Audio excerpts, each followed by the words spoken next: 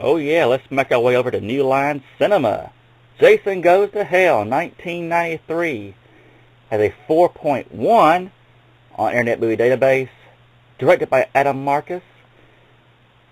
$3 million budget. $15 million or more at the box office. This movie is wonderfully, beautifully a big cockstickle. I do not advise you to ever watch this movie. It's very, very bad. Worm babies. Just things that make you want to hack yourself. Things that make you want to anal rape yourself. Actually, that would sound much more pleasing than this movie overall. This movie actually has a higher rating on that site than Friday the 13th 5 and 8, which is BS, because this is the most hated movie for me, at least. It's just so bad. Unrated or no unrated, I do not advise you to ever watch this movie. Just don't do it. Sean Cunningham is a dick. He wanted to do this movie to help precurse Freddy versus Jason. They actually want to make Jason Goes to L.A. as an idea, and actually had an idea to have Tobe Hooper to direct this movie, which I think would have made it actually better than this little cuntwad want to do. Don't watch this movie. It's just so bad. You really can't say Jason ain't really in it, except like 5 minutes maybe, with a freaking worm with a Necronomicon, a naked Dom Dominon, or something dumb walking around. Don't watch this movie. It's just so bad. The only thing decent in this movie is the gore. Other than that, don't watch it. Ever! I hate this movie. Stupid movie.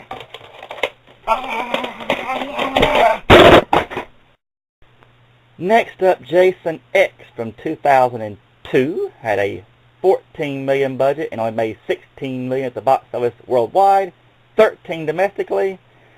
Directed by James Isaac and story by Todd Farmer, has a 4.4 on Internet Movie Database. This movie is not much of a vast improvement. It's all so bad. It doesn't even make sense. Paramount, why'd you sell your license to these bitches? As always, the only thing good is the gore and seeing people die because they deserve it, and I want them all to die. This was actually the first Friday the 13th movie I ever owned, I do believe. I got it when it first came out, like the first week or so. Don't watch it unless you really want to. I think it's more watchable than Jason Goes to Hell. Some would disagree. They can if they want to. But what's the way to argue over it? Because they're all crap anyway. The only reason this movie was actually made because they were all pissed off because Freddy vs. Jason hadn't come out yet. So they wanted to precurse it and made it in the future. Because they didn't want to go forget about it. Production hell. Please don't watch this movie. Hey, look, I'm a worm baby. Oh, look, I'm Uber Jason. And we both suck! And lastly, Freddy vs. Jason from 2003 has a 5.8 on Internet Movie Database, directed by Ronnie Yu. Out of all the New Line movies, this is probably the best one. Even though this is more of a Freddy movie than anything, but I'll just focus on the Jason part, because that's what I'm on right now. This is the worst Jason I've ever seen in my life. He's just so blah. Ken Kurziner is just terrible. And just look, oh my goodness, I have a DVD in this house. Look, they used to put features on them back in the day. Look, 2 discs on here? I thought only Blu-rays did this. They even put sleeves. Can you believe they put sleeves? I recommend it. It's not a bad movie. It's better than the Friday the 13th ones that came before this, and the New Line Cinema ones. Even though Jason is a tard in this one, they make him scared of water. Even though, if you recall correctly, isn't he splashing all around in the other movies in the Paramounts? Good grief. I just think they wanted to give this movie just for the heck of making it, because everybody wanted it for so damn long. Ever since Friday the 13th Part 7 came out, they wanted to make this movie. And stupid Sean Cunningham wanted to go to New Line so bad, and this is what we get. So yeah, I'll talk more about the particular version and more when I get to the Freddy movies I have. Otherwise, this is not much of a Jason movie. He's just a guest starring, pretty much. Freddy is a star of this movie. But yeah, New Line Platinum Series, Freddy vs. Jason. Oh, and also, I went to see it in theaters. That's the only horror movie I ever went to see in theaters, besides The Exorcist recently. So yeah, I also saw Robert Englund's last performance. Go, Robert!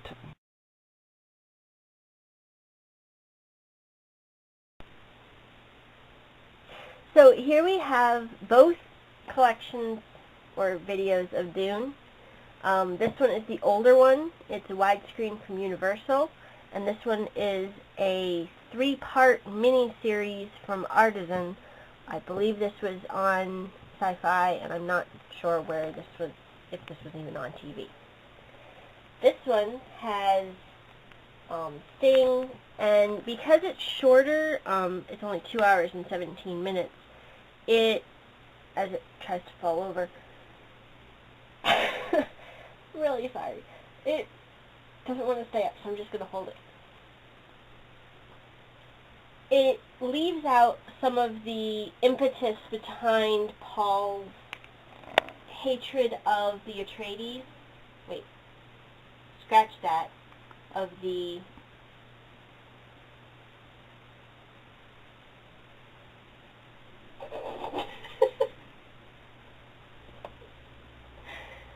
I lost it, but it's the Emperor's family.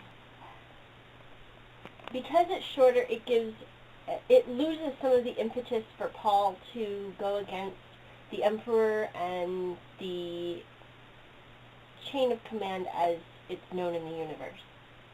But it does have great special effects for the time, and yes, basically all I can say about it.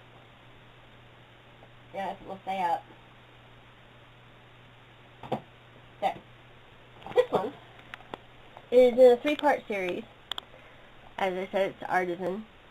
William Hurt is this dude right here. And as you can see on the cover, it has greater special effects, but that's because it's newer.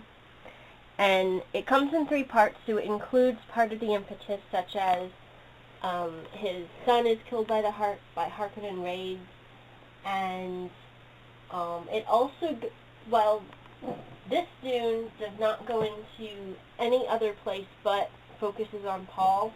This Dune also jumps to the Emperor and what's going on behind the scenes in what's going on behind the scenes of why the Emperor's family is doing all that they do and sending the Harkonnens back to take over Atreides, and gives a greater impetus for why Paul goes after them. If you liked the books, you'll enjoy these. If you didn't like the books, I wouldn't waste my time. Oh yeah, so I like bestiality and I'm horny as hell. Who are you to judge me?